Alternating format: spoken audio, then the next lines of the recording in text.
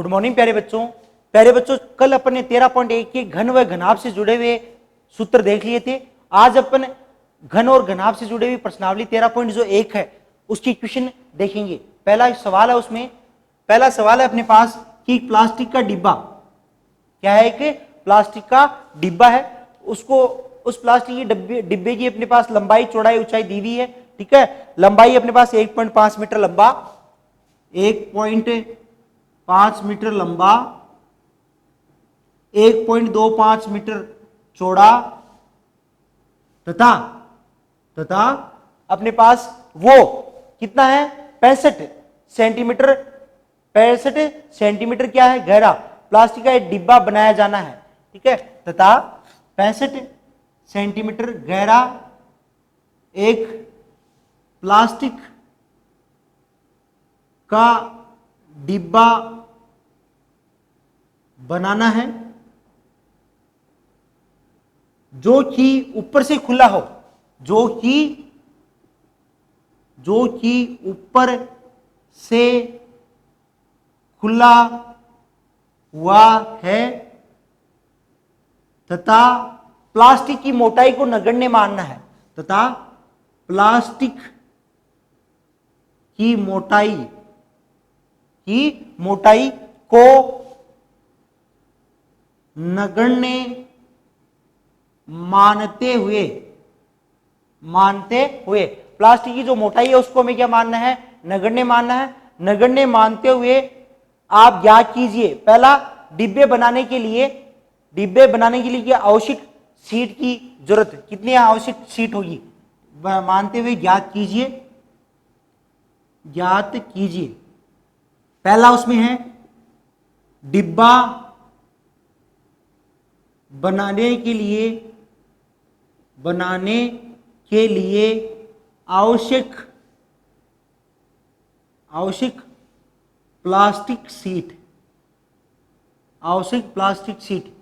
ठीक है, तो हमें पहले बताना है कि डिब्बा बनाने के लिए आवश्यक प्लास्टिक सीट, कितने प्लास्टिक सीट की जरूरत पड़ेगी। ठीक है, तो हमें कितने प्लास्टिक सीट का जो क्षेत्रफल है वो हमें ज्ञात करना है, प्लास्टिक सीट का क्षेत्रफल।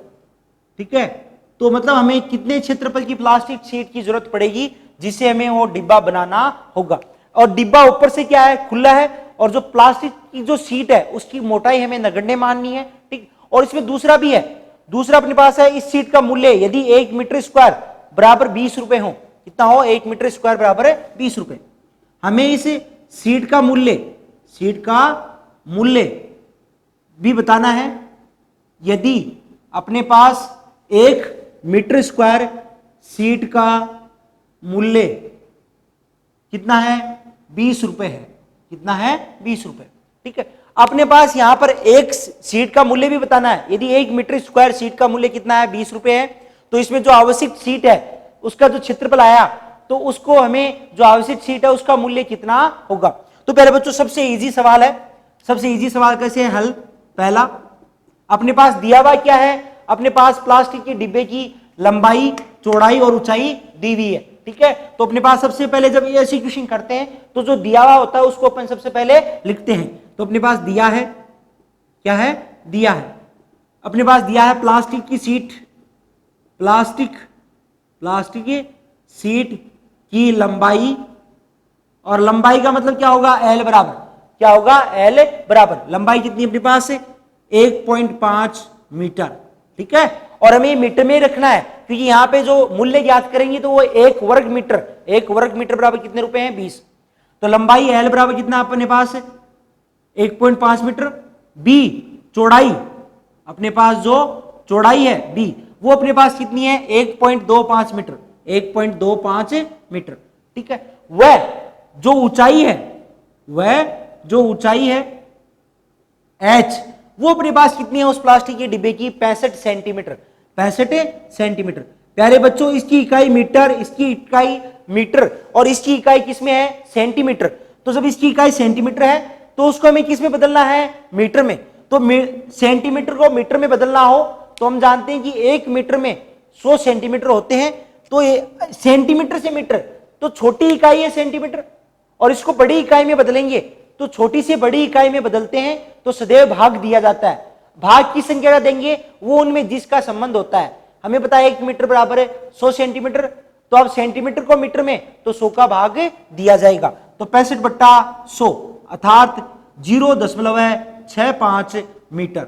ठीक है, कैसे आया कि अपने पास यहाँ बट्टे में 100 है तो दो जीरो है, तो आपकी दाईं ओर से दो संख्याओं पश्चात क्या लग जाएगा, दशमलव है, तो दाईं ओर से 2 का मतलब 6 के बाद, तो यहाँ पे हो गया 0.65, तो अर्थात इससे पहले जीरो ले लिया, जीरो का कोई वैसे यहाँ पे इफेक्ट नहीं पड़ेगा, लेकिन 0.65 मीटर हो जाएगा। अब अपने पास यहाँ पर डिब्बा बनाने के लिए आवश्यक शीट, अब आपको पता है जब आपको डिब्बा बनाना है तो आपको डिब्बा किस प्रकार का बनेगा, यहाँ पे घनाभाकार, क्योंकि उसके पास अपने पास लंबाई चौड़ाई ऊंचाई दे रखी है, और याद रखना उसमें ऊपर से खुला है, जब ऊपर से वो खुला है, ऊपर से क्या है वो खुला है, तो उसके कितने पृष्ठ हैं अपने पास, उस घनाभाकार आकृति या जो अपने पास प्लास्टिक का डिब्बा बनेगा उसमें कितने पृष्ठ रहेंगे, 5, ऊपर वाला नहीं है, जब ऊपर वाला नहीं है, ऊपर वाला डिब्बे का जो ऊपर वाला भाग नहीं है, इसका मतलब उसमें क्या नहीं है, एक एलबी नहीं है, संपूर्ण पृष्ठीय क्षेत्रफल में एक क्या नहीं है, एलबी नहीं है, क्योंकि ऊपर वाली छत में या जो डिब्बे में क्या होता है, लंबाई गुणा चौड़ाई होती है, तो एक एलबी नहीं है। और हमें पता है डिब्बे जब बनाएंगे तो उसमें सभी पृष्ठों में क्या आएगी, प्लास्टिक काम में आएगी, तो जो प्लास्टिक का क्षेत्रफल है वो ज्ञात करने का मतलब हमें उसका संपूर्ण पृष्ठीय क्षेत्रफल ज्ञात करना है, तो आप इसलिए लिखेंगे, इसलिए ऊपर से खुले डिब्बे का, ऊपर से खुले डिब्बे का संपूर्ण पृष्ठीय क्षेत्रफल, संपूर्ण पृष्ठीय क्षेत्रफल, तो जो ऊपर से खुला हुआ डिब्बा उसका संपूर्ण पृष्ठीय क्षेत्रफल, उसका फॉर्मूला अपने पास एलबी वैसे कितना होता है संपूर्ण पृष्ठीय क्षेत्रफल में, 2 एलबी होता है, 2 बीएच होता है और 2 एलएच होता है, तो यहां पे एलबी 1 आएगा, 2 बीएच आएगा और 2 एलएच। ठीक है, यहां से 2 उभयनिष्ठ लेते हुए उनका आप सॉल्यूशन कर सकते हैं, तो एलबी प्लस 2 और एच उभयनिष्ठ ले लो, एल प्लस बी। अब आप इसमें मान रख देना, तो आप मान रखो एलबी एल गुणा बी, तो एल अपने पास 1.5 और उसको आप गुणा कर दीजिए 1.25 से, तो 1.5 गुणा 1.25 प्लस 2 गुणा एच, एच अपने पास कितनी है 0.65, 0.65, ओके, और ब्रैकेट में एल प्लस बी, तो 1.5 में आप 1.25 जोड़ दो, 1.5 प्लस 1.25, ओके।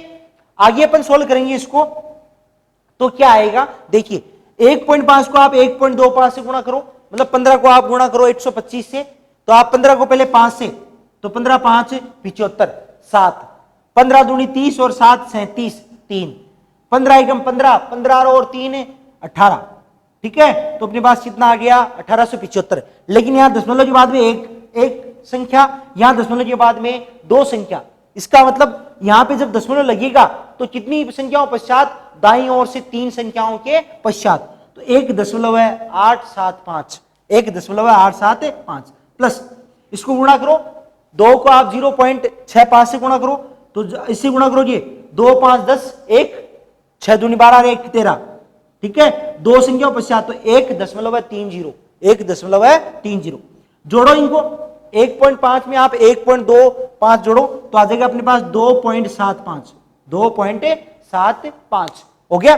इनको आप थोड़ा सा और सॉल्यूशन और सोल्व कर लो इसको, ठीक है, तो यहां से आप और सोल्व करेंगे तो वहां से अपने पास मान आ जाएगा 1.875 प्लस यहां से आप 13.0 मतलब 1.30, 1.3, तो 1.3 को आप गुणा करो 2.75 से, अर्थात आप ऐसे मान लो कि 13 है, ठीक है, कितना है 13, 13 को गुणा करो आप किससे, यहां से 5 से, 13 5 65, 13 5 65, कितना 6, और 13 7 कितना होता है अपने पास 91, 13 संतु कितना होता है 91, ठीक है, 91 और 6 कितना हो जाएगा 97, तो 7 9, 13 दूनी 26, 26 और 9 35, 26 और 9 कितना हो जाएगा 35, ओके। अब आप यहां पर 1 0 और आएगा, क्योंकि यहां पे 1 पॉइंट कितना था 30, 1 पॉइंट कितना था अपने पास 30, ओके। तो यहां दशमलव कितनी संख्याओं पश्चात लगेगा, देखो 2, यहां पे दशमलव के बाद में 2, यहां भी दशमलव के बाद में 2, तो टोटल कितनी हो जाएगी 4, तो इधर 4 संख्याओं पास दशमलव है, तो ये हो जाएगा 3.5750, ठीक है, तो इनको जोड़ो अब आप, ठीक है, जोड़ोगे तो 0, 5 में 5 जोड़ोगे 10, 1, 7 और 7 14 और 1 15, फिर एक 8, 5 और 8 13, 13 और 1 14, ठीक है 14। अब यहां पे 3 1 4 1 5, तो अपने पास आ गया 5.45 और ये क्या आ गया वर्ग, और किस में है ये सारे मीटर में, इसलिए वर्ग मीटर। तो अपने पास जो प्लास्टिक की जरूरत थी, प्लास्टिक की शीट की जो जरूरत थी वो कितनी आ जाएगी 5.45 वर्ग मीटर, ठीक है। यहां लिख देंगे अतः प्लास्टिक का डिब्बा बनाने में आवश्यक शीट 5.45 वर्ग मीटर होगी। ओके, ये अपने पास होगी। आगे चलते हैं अपन, यहां तक हो गया। आगे अपन चलते हैं, उसका शीट का मूल्य भी याद करना है, दूसरा इसमें शीट का मूल्य, ठीक है। ये अपने पास टोटल शीट की रिक्वायरमेंट होगी, हमें इसका मूल्य याद करना है। तो आप लिखेंगे चूंकि, क्या लिखेंगे दूसरा, तो पहला हुआ है, दूसरा आप लिखेंगे चूंकि 1 वर्ग मीटर, आप इसका दूसरा जब आप इसका सॉल्यूशन देंगे तो इसमें लिखेंगे चूंकि 1 मीटर स्क्वायर शीट का मूल्य बराबर 20 रुपए, इसलिए अपने पास कितने वर्ग मीटर है 5.45, इसलिए 5.45 वर्ग मीटर शीट का मूल्य, ठीक है। मूल्य क्या होगा, गुणा हो जाएगा, तो 20 गुणा 5.45, 20 गुणा 5.45, 20 पंचो 100, 20 पंचो 100, ठीक है। 10 20 होगा 80, 80 और 10 90, ठीक है, 90 का 0 9, 20 पंचो 100, 100 और 9 109। यहां पॉइंट, यहां दशमलव के बाद में कितनी संख्याएं हैं 2, तो 2 के बाद में क्या लग जाएगा 0, तो यहां पे हो जाएगा 109 रुपए, 109 रुपए हो गया। तो ये इसका क्या है आंसर है। तो अपना पहला क्वेश्चन कंप्लीट हो गया, सबसे इजी है पहले, ठीक है। अपन बात करते हैं दूसरे क्वेश्चन के बारे में। दूसरा क्वेश्चन क्या है,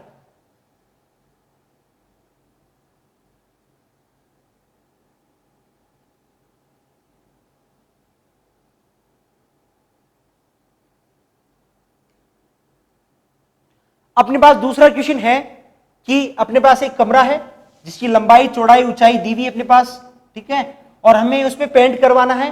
पेंट कहां करवाना है, चारों दीवारों पे और उसकी छत पे, और उसकी पेंट की कॉस्ट हमसे पूछी गई है कि कितनी कॉस्ट होगी, क्या कीमत होगी। तो देखिए कैसे, अपने पास यहां जो कमरा है उसकी लंबाई चौड़ाई ऊंचाई है 5 मीटर, 4 मीटर और 3 मीटर। तो अपने पास यहां पर एक कमरा जिसकी लंबाई चौड़ाई व ऊंचाई क्रमशः 5 मीटर, 4 मीटर व 3 मीटर है। 7.50, मतलब हमें रुपए दिए हुए 7.50 वर्ग मीटर की दर से कमरे की चारों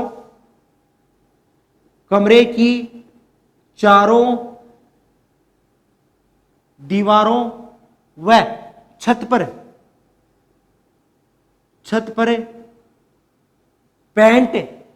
पेंट कराने का वे ज्ञात कीजिए। वे का मतलब उसका खर्चा ज्ञात कीजिए। ओके, तो उसका जो सॉल्यूशन है वो अपन लिखेंगे। देखो अपने पास दिया हुआ क्या है, अपने पास दिया हुआ है कि कमरे की लंबाई 5 मीटर, चौड़ाई 4 मीटर और ऊंचाई 3 मीटर, LBS दिया हुआ है, और उसमें हमें 7.50 वर्ग मीटर की दर से पेंट होता है। 7.50 वर्ग मीटर की दर से पेंट होता है। तो हमें यहां पर कमरे की चारों दीवारों और छत पर, इसका मतलब फर्श पर नहीं है, मतलब एल भी नहीं है और बाकी सारा का सारा ऐसा ही है। ऊपर वाली छत का एल भी हो गया, ठीक है। और अपने पास चारों दीवारों के क्षेत्रफल क्या होता है 2 BH और 2 LH, क्योंकि यहां पे लंबाई और ऊंचाई, 2 दीवारों पे लंबाई और ऊंचाई होती है, दो दीवारों पे चौड़ाई और ऊंचाई, तो 2 BH और 2 LH। तो यहां पर अपने ये दिया है, क्या अपने पास दिया है, अपने पास दिया क्या है, अपने पास दिया है कमरे की लंबाई, कमरे की लंबाई, कमरे की लंबाई का मतलब अपने पास L बराबर कितना दिया है 5 मीटर, चौड़ाई, चौड़ाई का मतलब B बराबर, चौड़ाई कितनी दी है अपने पास 4 मीटर, वह ऊंचाई, वह ऊंचाई H बराबर कितना दिया अपने पास 3 मीटर, कितना अपने पास 3 मीटर। ठीक है, अब चूंकि अब यहां से आप लिखेंगे कमरे की चारों दीवारों व छत का क्षेत्रफल, छत का क्षेत्रफल। ठीक है, तो आप लिखेंगे, आप लिख देना चूंकि कमरे की चारों दीवारों व छत पर पेंट कराने के लिए कमरे की चारों दीवारों का वह छत का पूरा क्षेत्रफल। ठीक है, कंप्लीट भाई, जब अपने पेंट करेंगे तो दीवार पे पूरे पे करेंगे, इसका मतलब चारों दीवारों पे करेंगे और छत पे करेंगे, उसका मतलब उन सभी प्रश्नों का हमें क्या याद करना है, हमें क्षेत्रफल याद करना है। ठीक, तो यहां पे लिखिए चूंकि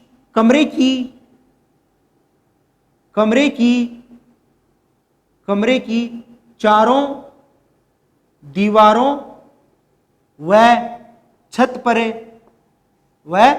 पर पेंट करवाने के लिए या करवाने पर, इसलिए कमरे की चारों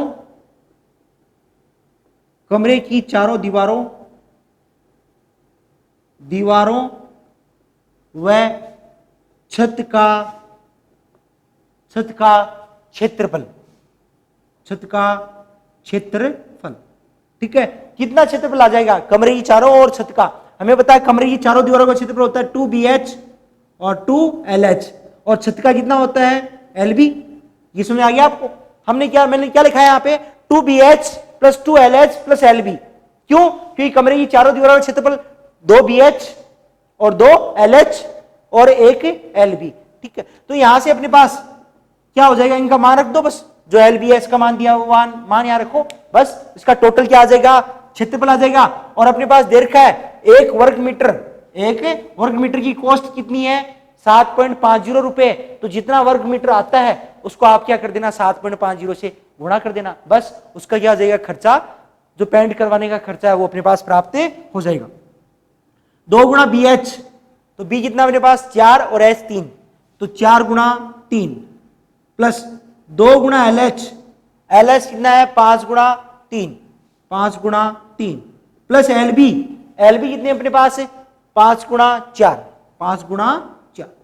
करो इसको सोल्व, देखो 4 दूनी 8, 8 3 24 प्लस 10 30 प्लस 20, तो 30 और 20 50, 50 और 24 74, कितना हो जाएगा 74, और सारी किस में है मीटर में है क्या, सारे मीटर में है, तो इसकी इकाई क्या आ जाएगी वर्ग मीटर, 74 वर्ग मीटर।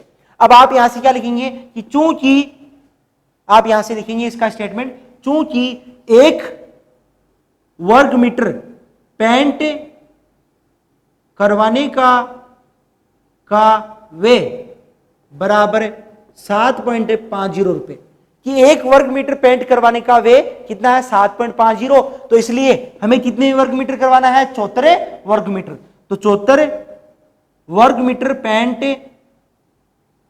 करवाने का वे बराबर ये 7.50 गुणा 74 गुणा कीजिए, देखो कैसे होगा।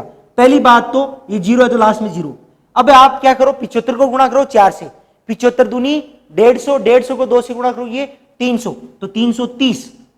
अब 75 को गुणा करो 7 से, तो मैं बताता हूं 75 को 2 से गुणा करो 150, 150 को 2 से गुणा करोगे तो 400, मतलब 4 बार हो गया, फिर आप फिर 150 और जोड़ दो उसमें, तो 300 में आप 150 जोड़ते ही 450, ये अपने पास हो गया 6 बार, और 450 में 75 जोड़ते ही आपके पास 525, तो ये 525 क्या हो गया 7 बार, कितनी बार हो गया 7 बार। लेकिन 525 में आपके पास 30 यहां जो था वो भी तो जोड़ना है, 525 में आप 30 जोड़ोगे 555, कितना हो जाएगा 555, ये 555 हो जाएगा प्यारे बच्चों, 755 नहीं 555, ओके, क्योंकि 525 में 30 जोड़ते ही 555 हो जाएगा। अब यहां दशमलव के बाद में कितनी संख्या है 2, तो 2 बार के बाद में दशमलव है, तो 555 रुपए आ जाएंगे। कितने रुपए आ जाएंगे? 555 रुपए। तो ये अपने पास टोटल जो वे है वो आ गया 555 रुपए। हो गया अपना। तो अपना पास जो दूसरा जो इसका ये दूसरा क्वेश्चन था, ठीक है, दूसरा क्वेश्चन भी अपने पास पूरा हो चुका है। ये दूसरा था प्यारे बच्चों, पहला नहीं था, पहला तो अपन ने देख लिया था। तो 2 क्वेश्चन अपने पूरे हो चुके हैं। तीसरे क्वेश्चन देखते हैं, तीसरा क्वेश्चन है क्या। क्वेश्चन नंबर 3 है अपने पास, एक आयताकार क्या है? होल है, ठीक है, जिसके फर्श का परिमाप हमें दिया हुआ है, ठीक है। आयताकार जो अपने पास एक होल है, होल का जो आयताकार फर्श है, ऐसे ध्यान से सुनना, एक होल है अपने पास, क्या अपने पास एक आयताकार होल के फर्श का परिमाप, एक आयताकार होल, तीसरा क्वेश्चन है, एक आयताकार होल, होल कैसा है अपने पास? आयताकार होल है, होल के फर्श का परिमाप कितना है? 250। कितना है? 250 सेंटीमीटर, ठीक है। 250 सेंटीमीटर का होल थोड़ी होगा, मीटर का है, 250 मीटर, ओके, 250 मीटर है, ओके। आगे में दिया हुआ है, यदि 10 रुपए प्रति मीटर की दर से, 10 रुपए प्रति मीटर की दर से चारों दीवारों का पेंट कराने की लागत 15,000 रुपए है, ठीक है। 10 रुपए, ये तो परिमाप 250 मीटर है, 10 रुपए प्रति, 10 रुपए प्रति, अब प्रति क्या है? वर्ग मीटर है, ध्यान रखना, चारों दीवारों पे होगा तो प्रति वर्ग मीटर होगा ना, तो 10 रुपए प्रति वर्ग मीटर, प्रति वर्ग मीटर पेंट करवाने, 10 रुपए प्रति वर्ग मीटर चारों दीवारों पर, चारों दीवारों पर, चारों दीवारों पर पेंट करवाने का, पेंट करवाने का वे कितना है? 15,000 रुपए। कितना अपने पास है? 15,000 रुपए है, 15,000 रुपए है। तो होल की ऊंचाई ज्ञात कीजिए, होल की ऊंचाई ज्ञात कीजिए। अब प्यारे बच्चों अपने पास क्वेश्चन किस प्रकार का है? अपने पास क्वेश्चन ऐसे दिया था कि हमें एक आयताकार होल है, उसका फर्श का परिमाप 250 दिया हुआ है, हमें रुपए 10 प्रति वर्ग मीटर की दर से, मीटर की दर से हमें क्या करना है? वहां पर एक उस पर क्या करना? पेंट करना है, ठीक है। पेंट कहां करना है हमें? चारों दीवारों पर। कहां करना है हमें? चारों दीवारों पर पेंट करने की लागत अपने पास कितनी है? 15,000 रुपए है। कितनी है? 15,000 रुपए, ठीक। ये 15,000 रुपए लागत कहां है? चारों दीवारों पर, ठीक है, चारों दीवारों पर पेंट करवाने का खर्चा है अपने पास। और कितने रुपए की दर से? 10 रुपए प्रति वर्ग मीटर की दर से। अब मुझे एक चीज बताओ कि आपको चारों दीवारों पर यदि पेंट करवाना है तो हमें चारों दीवारों का क्या आना चाहिए? पूरा क्षेत्रफल। और जो चारों दीवारों का क्षेत्रफल आएगा वो मीटर स्क्वायर में आएगा यहाँ पे, ठीक है। और जो मीटर स्क्वायर में आएगा उसमें आप 10 से गुणा करने पर तो 15,000 आएंगे ना भाई। हमें 1 मीटर का कितने रुपए लेता है? वो 10 रुपए। तो जितना चारों दीवारों का क्षेत्रफल आएगा उसको यदि आप 10 से गुणा करोगे तो अपने पास क्या आएगा? 15,000 रुपए प्राप्त होते हैं। तो पहले आप चारों दीवारों का क्षेत्रफल तो बताइए क्या है, ठीक है। तो वो देखते हैं ऐसे कि आप लिखेंगे कि दिया है, अपने पास दिया क्या है? अपने पास दिया हुआ है कि आयताकार फर्श, आयताकार होल के फर्श का परिमाप, फर्श का परिमाप, अर्थात अपने पास क्या दिया हुआ है? आपको पता है क्या? आयताकार फर्श का परिमाप दिया हुआ है। तो आयताकार होल है, तो जब आयताकार होल है तो उसका फर्श भी कैसा है? आयताकार है। तो अर्थात हमें आयत का परिमाप दिया हुआ है। तो आयत का परिमाप, फर्श का परिमाप क्या है? इसका मतलब 2l+b, ये दिया हुआ है हमें। कितना दिया हुआ है? 250 मीटर, 250 मीटर हमें दिया हुआ है। आगे यहां तक ये हमें दिया हुआ है। और क्या दिया हुआ है? चूंकि कमरे की चारों दीवारों का, कमरे की चारों दीवारों पर 10 रुपए प्रति मीटर स्क्वायर, मतलब 1 मीटर का रुपए 10 मीटर स्क्वायर, रुपए 10 1 मीटर स्क्वायर का, ठीक है, चारों दीवारों पर 10 रुपए के हिसाब से 1 मीटर स्क्वायर का पेंट करवाने पर कुल वे बराबर कितना है? 15,000 रुपए। कितना रुपए अपने पास है? 15,000 रुपए।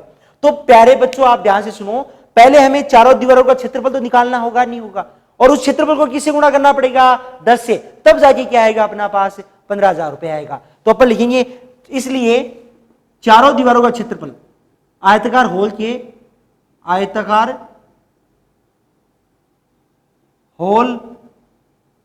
की चारों दीवारों का क्षेत्रफल। अब प्यारे बच्चों ध्यान से सुनना कि आयताकार होल की चारों दीवारों का क्षेत्रफल जब अपन ज्ञात करेंगे तो अपने पास आयताकार होल के, जो आयताकार होल था उसके फर्श का परिमाप, इसका मतलब ये हमें दे रखा है। और मैंने आपको एक फॉर्मूला बताया था, एक फॉर्मूला में जब मैंने आपको घनाभ का फॉर्मूले बता रहा था, उसमें मैंने कहा था कि यदि हमें चारों दीवारों का क्षेत्रफल निकालना हो तो वहां पे क्या आता है? 2l + b गुणा h आता है, मतलब अर्थात आयत का परिमाप गुणा ऊंचाई, आयत का परिमाप गुणा ऊंचाई। तो अपने पास इसका क्षेत्रफल वही काम में लेंगे क्योंकि अपने पास ये दिया हुआ है, आयत का परिमाप दिया हुआ है, इसलिए अपने यहां पे लिखेंगे 2l + b गुणा h ऊंचाई। ठीक है, ये वाला फॉर्मूला ही काम में लेंगे। ठीक है, तो यहां पे 2l + b, इसका मान कितना है? 250h। ठीक है, ये क्या आ गया अपने पास? चारों दीवारों का क्षेत्रफल आ गया। अब यहां पर चूंकि एक मीटर स्क्वायर चारों दीवारों पर, 1 मीटर स्क्वायर चारों दीवारों पर पेंट करवाने का वे कितने रुपए हैं? क्या 10 रुपए हैं क्या अपने पास? जब 1 मीटर स्क्वायर अपने 1 मीटर स्क्वायर पेंट करवाते हैं चारों दीवारों पर तो उसके कितने रुपए हैं? 10 रुपए हैं। ठीक है, तो इसलिए अपने पास कितने वर्ग मीटर हैं अपने अनुसार? भाई अपने अनुसार कितने हैं? अपने अनुसार 250h है भाई, ये तो क्षेत्रफल आया ना, अपने अनुसार उसका चारों दीवारों का क्षेत्रफल कितना आया? 250h आया। तो इसलिए 250h मीटर स्क्वायर चारों दीवारों पर पेंट करवाने का वे बराबर कितना हो जाएगा? 250 गुणा 10h, 250 गुणा 10h, यह है कि नहीं है? तो अपने पास हो गया 2500h। ठीक है, 2500h 2500h आ गया आगे। ठीक है, अब प्रश्नानुसार, जबकि अपने पास जो पेंट करवाने का खर्चा है चारों दीवारों पर वो प्रश्नानुसार कितना है? 15,000 है। कितना है? 15,000। और अपना कितना आया? 2500h आया, 2500h आया। इसलिए दोनों क्या हो जाएंगे? बराबर। तो यहां से क्या हो जाएगा? इसलिए प्रश्नानुसार अपने पास कितना आया? 2500h ये खर्चा आया चारों दीवारों पर पेंट करवाने का, जबकि प्रश्नानुसार कितना खर्चा दे रखा है? कुल वे कितना दे रखा है? 15,000। तो गुणा बराबर कितना आ गया? 15,000। तो हमारे पास h बराबर ये जो 2500 है, 2500 ये गुणा में है, कहां चला जाएगा? भाग में। तो 2500। ठीक, 20 से 20, अब 25 6 भाई, 25 6 150 बचे तो 6 बार, तो h बराबर कितना आ गया? 6। और सारे किस में है? मीटर में। तो अपने पास कितना मीटर आ गया? 6 मीटर। अतः आयताकार होल की ऊंचाई, ये आप लिखोगे लास्ट में, यहां से नीचे, यहां नीचे लास्ट में जब आंसर आ गया यहां पे तो लिखोगे अतः आयताकार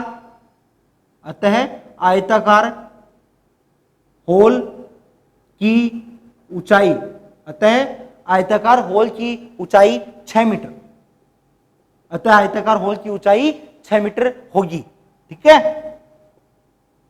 हुआ नहीं हुआ? क्वेश्चन नंबर अपना 3 भी कंप्लीट हो गया। ओके, तो सबसे इजी क्वेश्चन है, हमें दोबारा सुन लीजिए, चारों दीवारों का क्षेत्रफल जो पेंट करवाना है चारों दीवारों पर उसका टोटल वे दे रखा था 15,000। ठीक है, हमारे पास चारों दीवारों का क्षेत्रफल का फॉर्मूला होता है 2l + b गुणा h।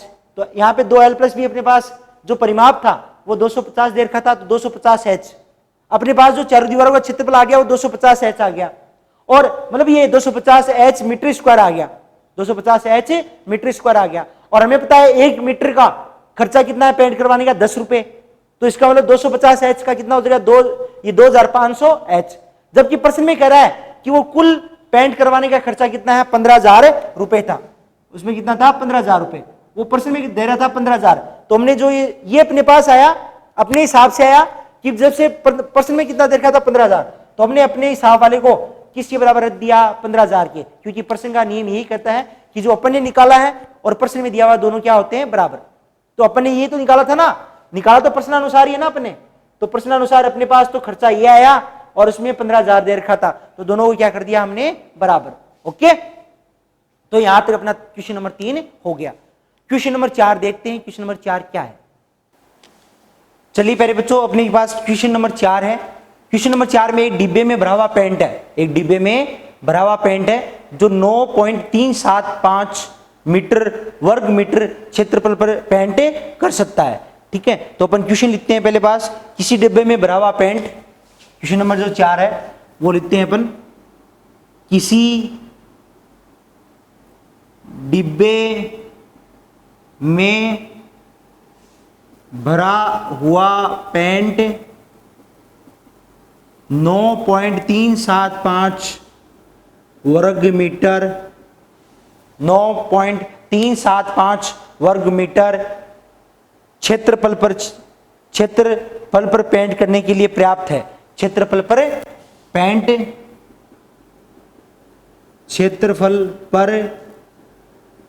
पेंट करने के लिए पर्याप्त है।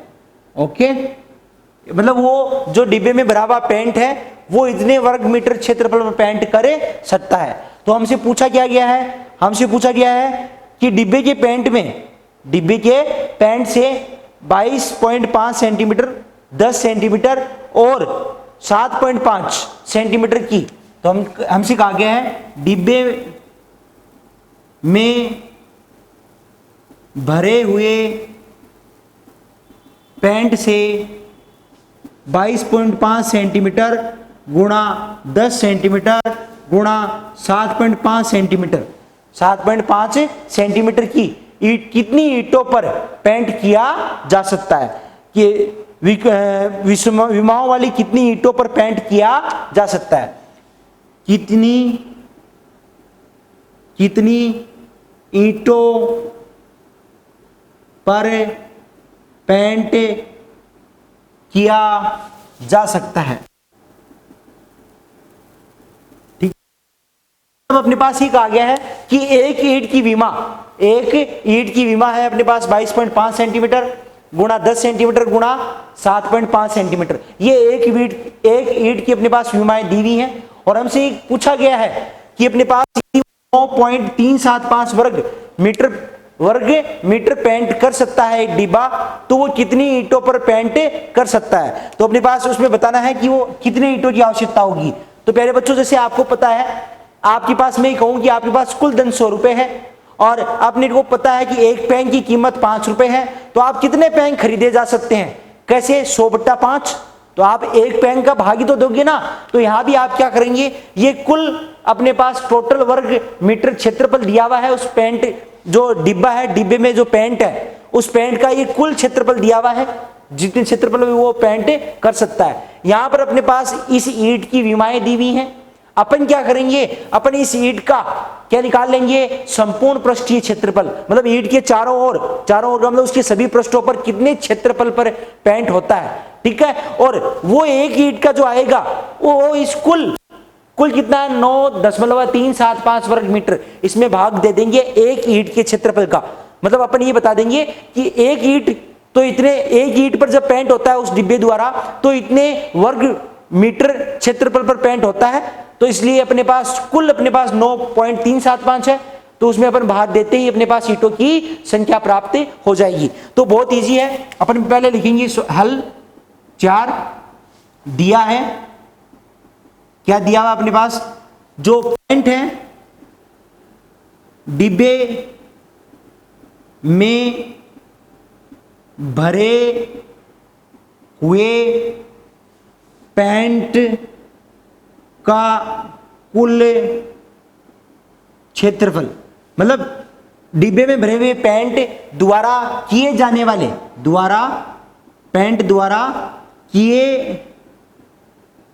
जाने वाले, ठीक है, एक डिब्बे में भरे हुए पेंट जिसके द्वारा किए जाने वाले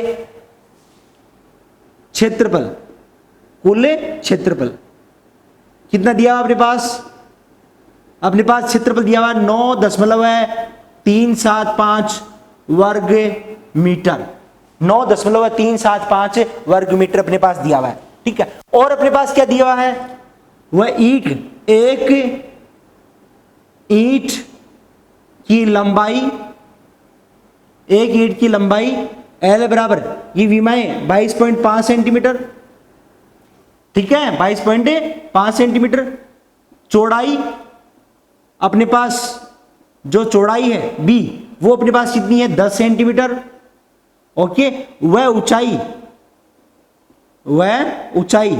H बराबर कितनी दी हुई अपने पास 7.5 सेंटीमीटर, ओके। ये अपने पास एक ईंट की विमाएं दी हुई हैं। तो अपने पास लंबाई, चौड़ाई, ऊंचाई दी हुई है, साथ ही साथ में अपने पास उस डिब्बे में भरा हुआ जो पेंट है उसके द्वारा किए जा सकने वाले क्षेत्रफल का कुल क्षेत्रफल है अपने पास 9.375 वर्ग मीटर। अपन क्या करेंगे यहां से, इसलिए अपन एक ईंट का कुल क्षेत्रफल या कुल, अब देखो एक ईंट पर पेंट कहां कहां किया जा सकता है, उसके सभी पृष्ठों पर, इसका मतलब उसका संपूर्ण पृष्ठीय क्षेत्रफल अपन ज्ञात कर लेंगे। तो अपन यहां लिखेंगे इसलिए एक ईंट का संपूर्ण पृष्ठीय क्षेत्रफल, एक ईंट का संपूर्ण पृष्ठीय क्षेत्रफल बराबर, और ईंट कैसी है यहाँ पे घनाभाकार, और घनाभ का संपूर्ण पृष्ठीय क्षेत्रफल 2 ब्रैकेट में LB BH और LH, ओके यहां तक। तो यहां पे 2 LB, L गुणा B, L 22.5 गुणा 10 प्लस BH कितना अपने पास 10 गुणा 7.5 प्लस LH कितना अपने पास L 22.5 गुणा 7.5 गुणा 7.5, ये अपने पास LH निकालिए। इसका मान कितना आएगा 2, 22.5 को आप 10 से गुणा करोगे तो ये पॉइंट हटाएंगे तो बट्टा 10 से 10 कट जाएगा, ठीक है, कितना बच जाएगा 225, ओके। प्लस 7.5 को आप जब 10 से गुणा करोगे तो इसका पॉइंट हटाओगे तो पॉइंट हटाते ही बट्टा 10 आएगा, और बट्टा 10 आते ही अपन 10 से 10 कट जाएगा और कितना मान बच जाएगा इसका 75। प्लस आगे 22.5 को 75 से गुणा कीजिए, तो 22.5 को 75 से गुणा करोगे तो आप ऐसे कीजिए 75/5, तो 75 दूनी 150, 150 300, तो ये 4 बार हो गया, और 300 में एक बार गुणा, एक और जोड़ो 75, तो 375, तो 5 37, ठीक है। फिर 75 दूनी 150 और 37 187, तो 18, फिर 75 दूनी 150 और 18 168, ओके। यहां दशमलव के बाद में एक संख्या, यहां भी दशमलव के बाद में एक संख्या, तो टोटल आप क्या करेंगे दाईं ओर से 2 संख्याओं पश्चात दशमलव है, तो 168.75, ठीक है, जोड़ लीजिएगा। देखो 225 और 75 टोटल कितना हो गया अपने पास 300 और ये हो गया 168, 468.75, तो 2 गुणा 468.75, ओके। अब आप इसको गुणा कर लो 2 से, गुणा करने पर कितना मान आता है वो देख लो, 2 से गुणा करो, 2 5 दूनी 10, ठीक है, 7 दूनी 14 और 1 15, 8 दूनी 16 और 1 17, ठीक है, फिर 6 दूनी 12, 12 और 1 13, और 4 दूनी 8, 8 1 9, तो अपने पास आ गया 937.50, 937.50 वर्ग, और ये क्या आया वर्ग सेमी आया, कितना आया वर्ग सेमी, समझ आपको, ये वर्ग सेमी आया है, क्या है वर्ग सेमी। तो अपने पास जब अपने एक ईंट पर वो डिब्बा, मतलब डिब्बे द्वारा यदि पेंट किया जाता है तो वो उस पेंट का कितना भाग 937.50 वर्ग सेंटीमीटर ही पेंट काम में आता है, जबकि पेंट है कितना उसमें, इसमें पेंट है 9.375 वर्ग मीटर का, मतलब इतने एरिया, इतने क्षेत्र पर वो पेंट कर सकता है। जबकि अपने पास एक ईंट पर जब वो पेंट करता है तब अपने पास आता है 937.50 वर्ग सेंटीमीटर। तो आप पहली बात तो इसकी इकाइयां बराबर बनाओ, यहां सेंटीमीटर है, यहां मीटर है, तो दोनों की इकाइयां क्या बनाओ, बराबर। तो ये जो वर्ग सेंटीमीटर है इसको आप वर्ग मीटर में बदल लीजिए। तो प्यारे बच्चों सुनना से कि आप ध्यान से सुनना कि जब सेंटीमीटर को किस में बदलना है, मीटर में। तो सेंटीमीटर छोटी इकाई है और मीटर बड़ी इकाई है। तो छोटी इकाई से जब बड़ी इकाई में बदलते हैं तो अपन भाग देते हैं। क्या भाग देते हैं? भाग किसका दिया जाता है, जिसका इसमें रिलेशन होता है। तो यहां हमें पता है 1 मीटर बराबर है 1 मीटर बराबर है 100 सेंटीमीटर।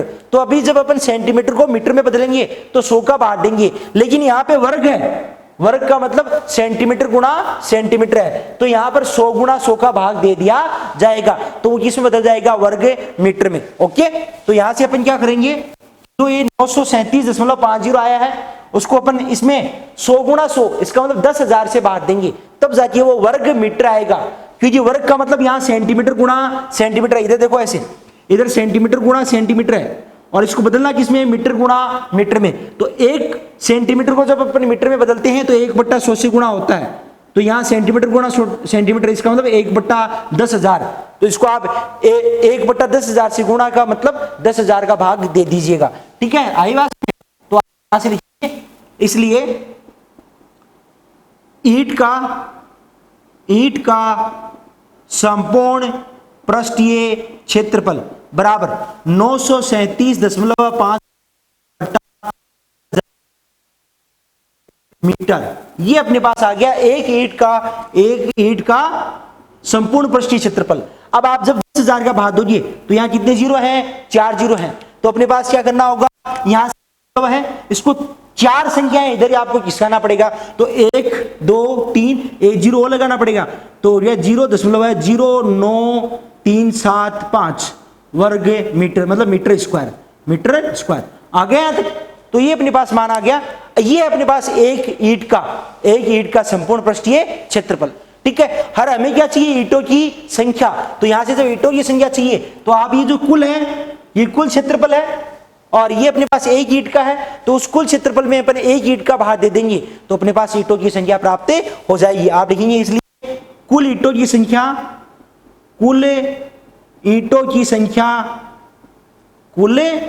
संख्या बराबर डिब्बे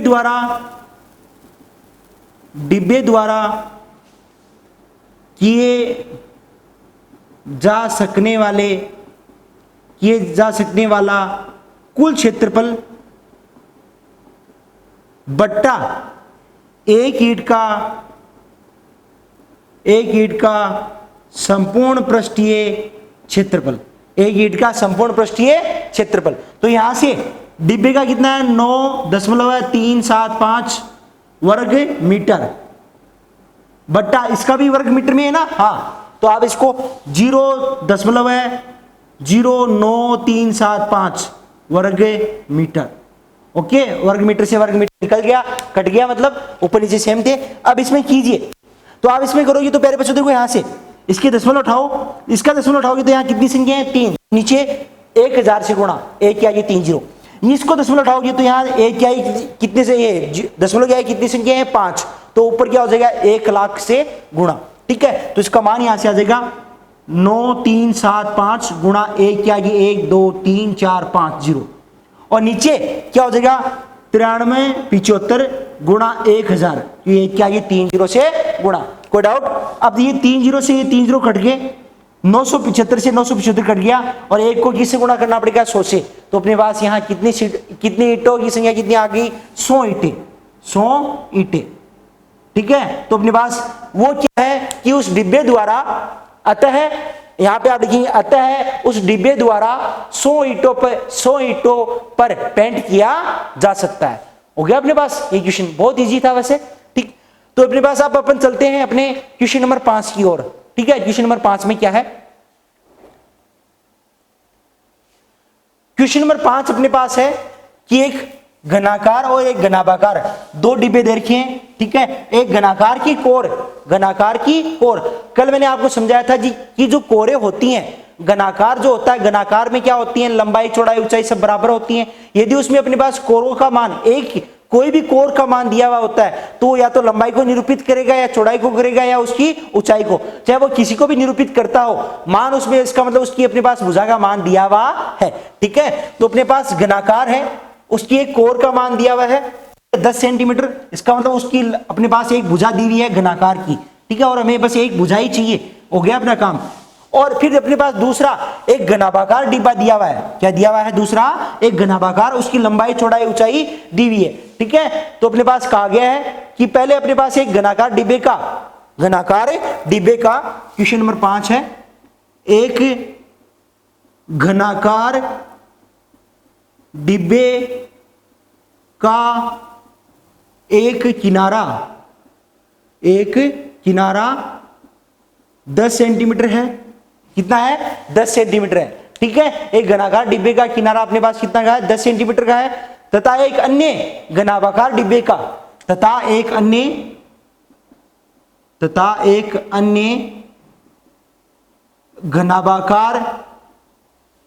घनाभाकार डिब्बे की लंबाई चौड़ाई एवं ऊंचाई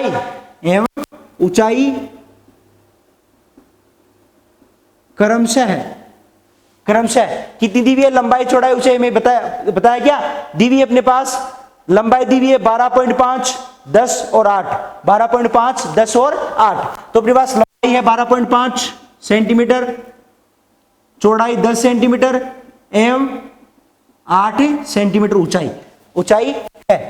ठीक है, घनाभाकार डिब्बे की लंबाई चौड़ाई क्रमशः है। ठीक है, अब हमें इससे में पहला क्या है, पूछा गया है कि कौन से डिब्बे का संपूर्ण पृष्ठीय क्षेत्रफल, हमसे कहा गया है किस डिब्बे का पार्श्व पृष्ठीय क्षेत्रफल अधिक है, पार्श्व पृष्ठीय क्षेत्रफल अधिक है और कितना अधिक है। पार्श्व का मतलब, अब आपको देखो पार्श्व, मैंने कहा था कि पार्श्व या चारों दीवारों का क्षेत्रफल एक ही बात, या वक्र जिसको बोल सकते हैं वक्र पृष्ठीय क्षेत्रफल, और वक्र पृष्ठीय क्षेत्रफल क्या होता है, चारों दीवारों का क्षेत्रफल। ठीक है, और वही उसको क्या बोलते हैं, पार्श्व पृष्ठीय क्षेत्रफल, मतलब आधार क्षेत्रफलों को छोड़कर, तो आधार क्षेत्रफल का मतलब उसके धरातल फर्श और ऊपर वाली छत को छोड़कर, तो यहां पर अपने पास क्या हो जाएगा कि यहां से अपन पार्श्व पृष्ठीय क्षेत्रफल निकालना है, क्या निकालना, पार्श्व पृष्ठीय क्षेत्रफल। तो आप लिखेंगे, हमसे पूछा गया है कि कौन से डिब्बे का पार्श्व पृष्ठीय क्षेत्रफल अधिक है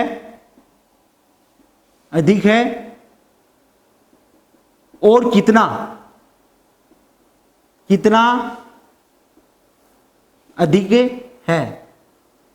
ठीक है तो कितना है, यदि अधिक है तो आप बताइए कितना है। ठीक है, कौन सी का अधिक है और है तो कितना है। दूसरा हमसे पूछा है किस डिब्बे का कुल पृष्ठीय क्षेत्रफल कम है, कुल पृष्ठीय क्षेत्रफल कम है। दूसरा हमसे पूछा गया है कि कौन से डिब्बे का संपूर्ण पृष्ठीय क्षेत्रफल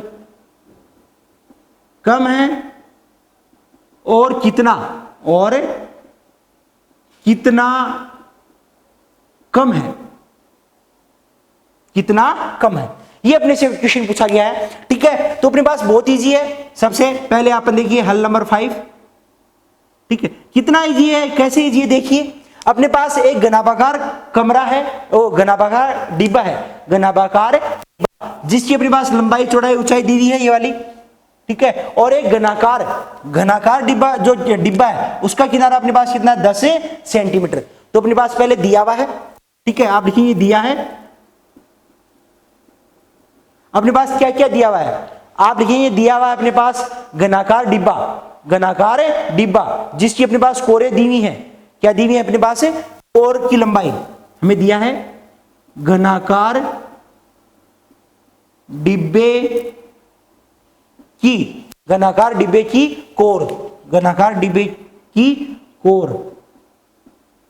कोर की माप बराबर 10 सेंटीमीटर। कोर की माप का मतलब जो उसकी भुजा है उसका मान हमें दिया हुआ है 10 सेंटीमीटर। और क्या दिया हुआ है, और हमें दिया हुआ घनाभाकार डिब्बे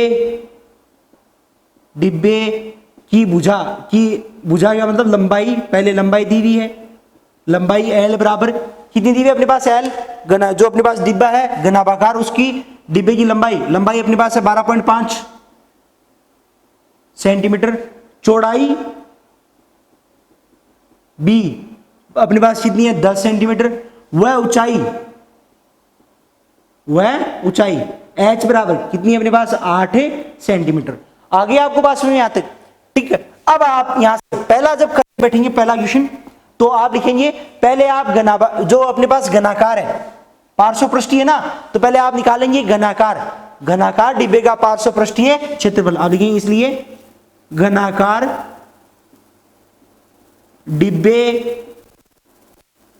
का पार्श्वपृष्ठीय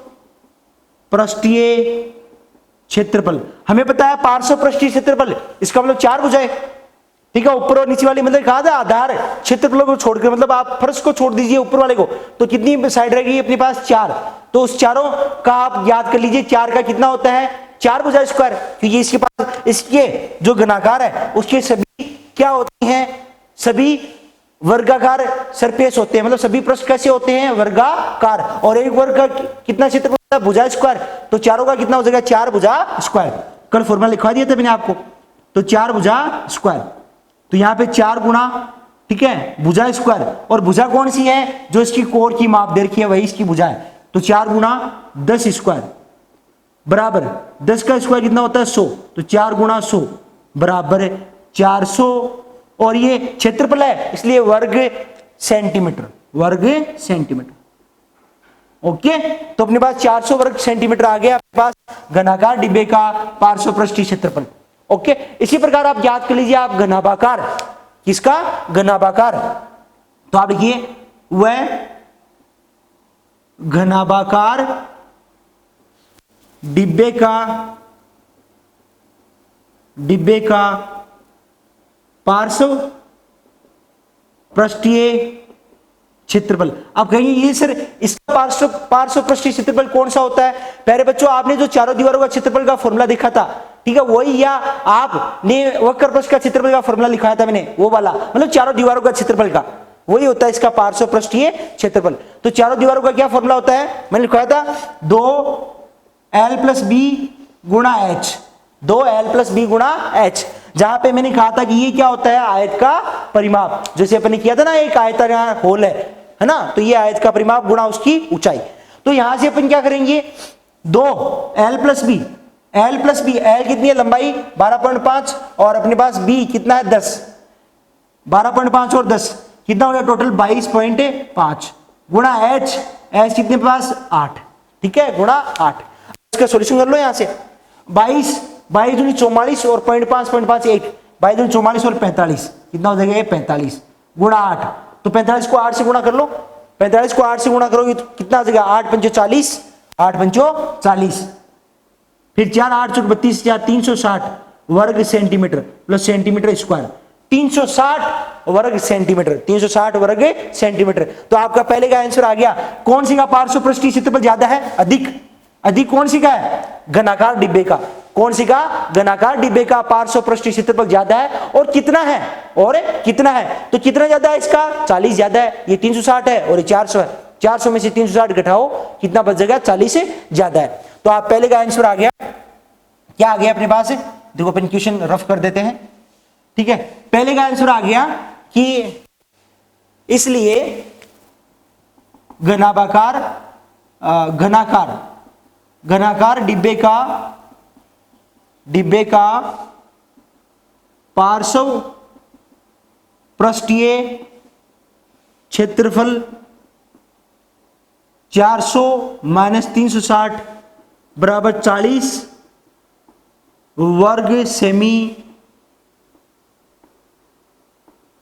अधिक है। कितना है 40 वर्ग सेंटीमीटर ज्यादा है, ठीक है, 400 में से 360 माइनस करने पर 40 वर्ग सेंटीमीटर अधिक है, ओके। पहला हो गया। दूसरा में संपूर्ण पृष्ठीय क्षेत्रफल, तो आप दूसरे में संपूर्ण पृष्ठीय क्षेत्रफल ज्ञात कीजिए, ठीक है। तो आप यहां से मापे अपने पास दी हुई है, ठीक है, 12.5, 8 और 10 और 8। तो यहां से आप क्या याद कीजिए, आप संपूर्ण पृष्ठीय क्षेत्र। तो दूसरे में देखिए आप यहां से स्टार्ट करेंगे। सेकंड, पहले घनाकार डिब्बे का संपूर्ण पृष्ठीय क्षेत्रफल। तो घनाकार डिब्बे का, तो घन का संपूर्ण पृष्ठीय क्षेत्रफल क्या होता है, 6 भुजा स्क्वायर। क्या होता है, 6 भुजा स्क्वायर। तो 6 भुजा स्क्वायर, ठीक है। और अपने पास 6 भुजा स्क्वायर कितना आ जाएगा मान, यहां से 6 भुजा स्क्वायर में 6 गुणा भुजा कितनी है 10 का स्क्वायर बराबर 6 गुणा 100 बराबर कितना हो गया 600 वर्ग सेंटीमीटर, मतलब सेंटीमीटर स्क्वायर। ठीक, अब अपन निकालेंगे घनाभाकार डिब्बे का संपूर्ण पृष्ठीय क्षेत्रफल। घनाभाकार डिब्बे का संपूर्ण पृष्ठीय क्षेत्रफल वो क्या होता है, 2 LB BH और LH, 2 LB BH plus LB plus LH, ठीक है। यहां से 2 LB अपने पास क्या था 12.5 गुणा 10, BH अपने पास 10 गुणा 8 प्लस LH 12.5 और वो 8, 12.5 गुणा 8, ओके। यहां से मार दिया अपने, गुणा कीजिए 2 गुणा 12.5 को 10 से, वही बात आप यहां से पॉइंट हटाओगे, पॉइंट के बाद में एक संख्या है, इसका मतलब 10 का भाग दोगे, 10 से 10 कट जाएगा, कितना हो जाएगा 125, ये 80 प्लस, अब आप गुणा कीजिए, आप 12 8 96, चलो ऐसे कर लो, 8 पंचो 40, कितना हो गया 4, 8 दूनी 16, 16 8 4 20, 8 एकम 8, 8 2 10, तो 100, कितना हो जाएगा 100.0 अर्थात 100 हो गया। ठीक, जोड़ो आप यहां से 120, एक बार 120 मान लीजिए, 125 है वैसे 120 और 80, 200 205 205 और 100 305, तो 2 गुणा 305 बराबर कितना हो गया 610 वर्ग सेंटीमीटर। बताइए, अब हमसे पूछा गया कौन से डिब्बे का संपूर्ण पृष्ठीय क्षेत्रफल कम है और कितना कम है, तो हम ये अपन कहेंगे कि यहाँ पे घनाकार डिब्बे का, कौन से डिब्बे का, घनाकार डिब्बे का संपूर्ण पृष्ठीय क्षेत्रफल कम है ना, क्योंकि 600 आ रही है 610 है, तो घनाकार डिब्बे का संपूर्ण पृष्ठीय क्षेत्रफल कम है कितना 10 वर्ग सेंटीमीटर, कितना 10 वर्ग सेंटीमीटर। तो इसका दूसरे का आंसर आ गया यहां से, ठीक है। दूसरे का आंसर क्या लिख देंगे आप यहां से, इसलिए नीचे इसकी बात लिखेंगे प्यारे बच्चों यहां पे, इसलिए घनाकार डिब्बे का संपूर्ण पृष्ठीय क्षेत्रफल 610 माइनस 600 बराबर 10 वर्ग सेमी कम है, कितना 10 वर्ग सेंटीमीटर कम है। आगे बात समझ में आपको, तो ये अपने 5 क्वेश्चन हो गए, ठीक है। इतना ही ठीक है प्यारे बच्चों, और बाकी अपने जो अपने पास क्वेश्चन बच के 6 7 8 उसके बारे में अपन डिस्कस करेंगे कल। ओके प्यारे बच्चों, अच्छे से पढ़ना, ठीक है, और कोई डाउट हो तो आप मेरे से और पूछ लेना। Okay, thank you.